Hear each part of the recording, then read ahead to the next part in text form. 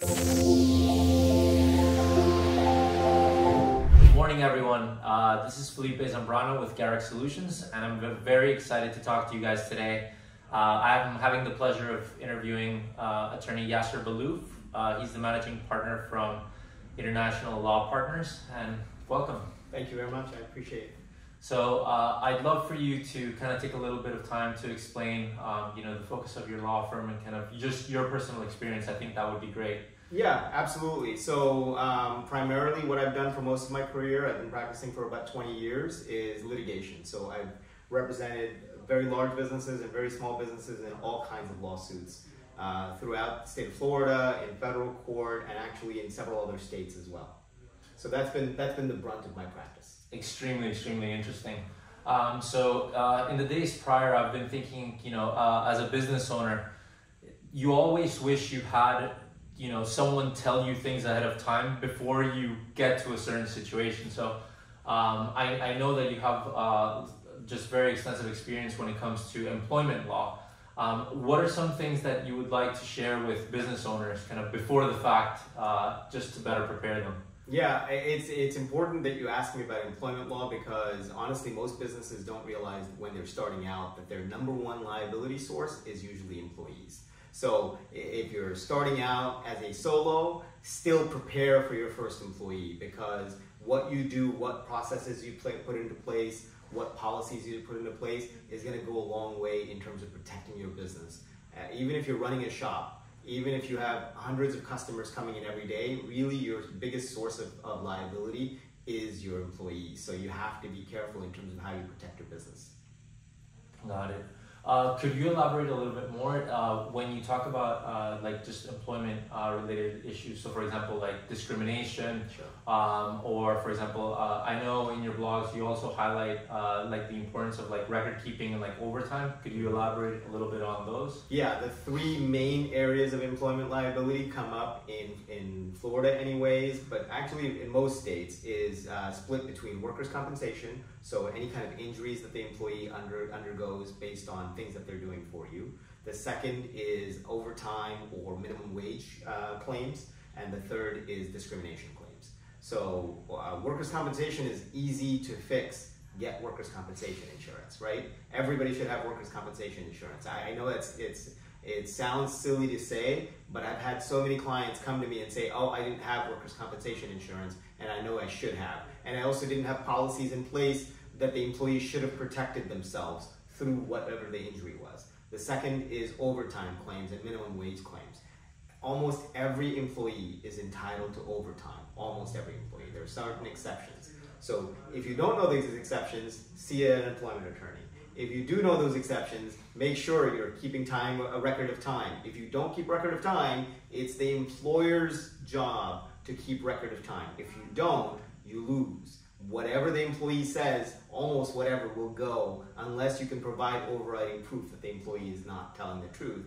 And then third is discrimination claims. Discrimination claims is basically you are treating two similar employees differently and based on something, and it's probably one of the protected classes. For example, if you have two female employees and you give one of them 4 weeks leave and one of them 6 weeks leave for pregnancy, for example.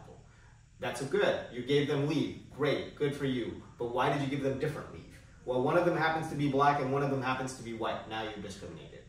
It doesn't matter which is which. If you treated them differently and there was no other difference between their positions, you've discriminated against your employee and now you have a possible claim. Wow. Yeah, I think everything moves in such a rapid pace that all of a sudden now you're exposed and you have to be in this situation and be on reactionary mode. No, exactly. And it's natural to think, oh, you know what? This employee is a rock star. I want to give her a better package. And so I'm going to provide her with a better leave than the other employee. You have to do it in such a way that it's not discriminatory. You have to set it up in such a way that if they're equal in terms of, let's say at a law firm we have paralegals working here, and if I have two paralegals doing the exact same job and there's no difference, then I have to be very careful in terms of how I treat them.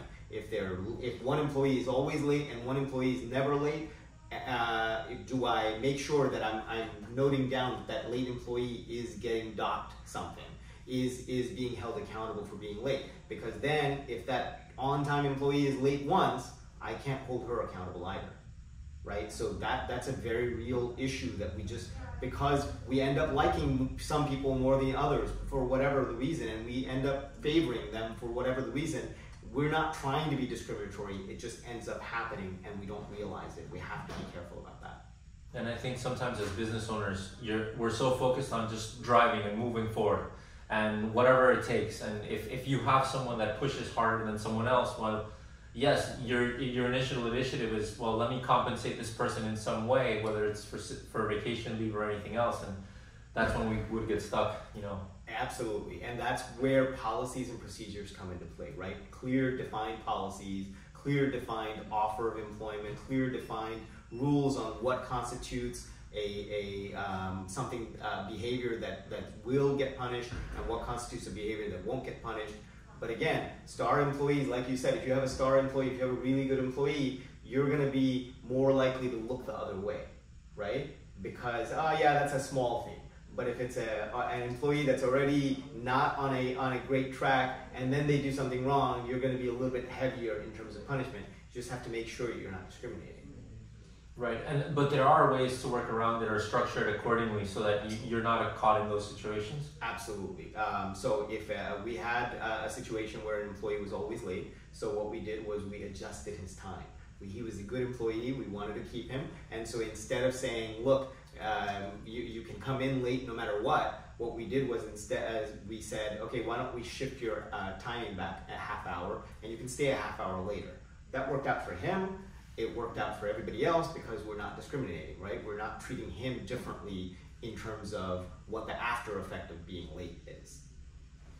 That's very interesting, and considering that there are opportunities, and one of my favorite phrases is, you don't know what you don't know. So as business owners, you don't know that there's an option to be able to make that work. And it's what you said, to have flexibility so that it's favorable for both the employee and for the employer. Absolutely. There are workarounds to almost every situation like that. You just have to see it before it starts, right? So if you see an employee that you really want to keep and you want to manage in a proper place, doing something wrong, and you're like, yeah, that's not a big deal if it's coming from that employee, then work around it. Create a policy so that that employee fits within that policy, and that policy is for him.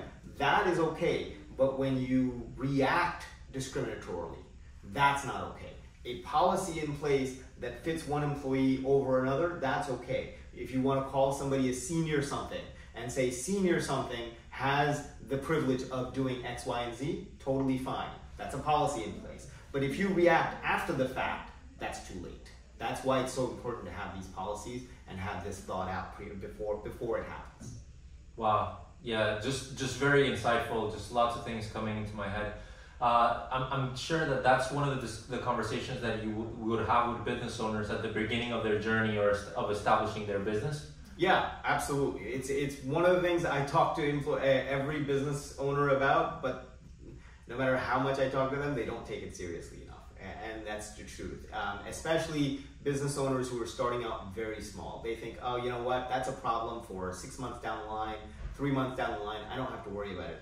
I'm telling you, it's never too soon to start preparing for those things. It doesn't mean you should do that before opening an office, but have it on your list to do, and don't cross it off until it's actually done. Right. Yeah, unfortunately, just circumstances happen, and what you were saying, all of a sudden you're caught on the other side, and now you need to make this work, or it's unfavorable for the business. Exactly. Wonderful. Yasir, thank you so much for your time. It's extremely enlightening to hear you and share your knowledge. Is there any other advice or that you'd like to convey about international partners, or just this conversation in general? No, you can contact me from our website or our phone number that's also on our website, ilp.law. We help businesses. That's what our goal is to help businesses through all of these types of problems. Wonderful. Yasir, it's such a pleasure. Have a wonderful day. Thanks so much.